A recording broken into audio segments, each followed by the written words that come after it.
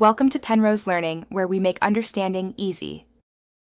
You start by launching Roblox Studio and opening the exact place you plan to change.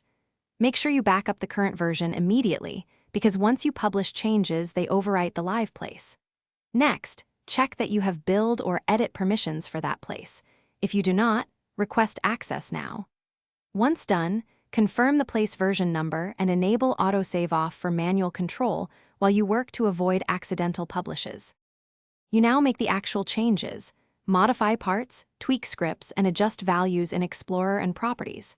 Test frequently by using Play or Start Server and Client so you can reproduce multiplayer behavior. This prevents surprises when you publish.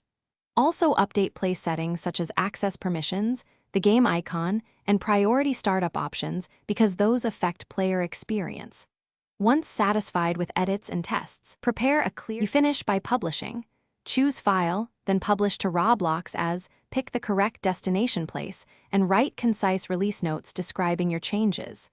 Confirm the publish and then immediately verify the live place by opening it on the Roblox website or joining the game in Studio.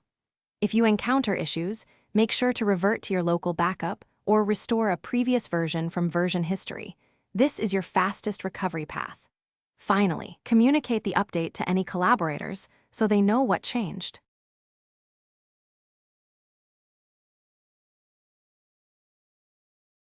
Thanks for watching. If this was helpful, leave a like and consider subscribing. See you next time.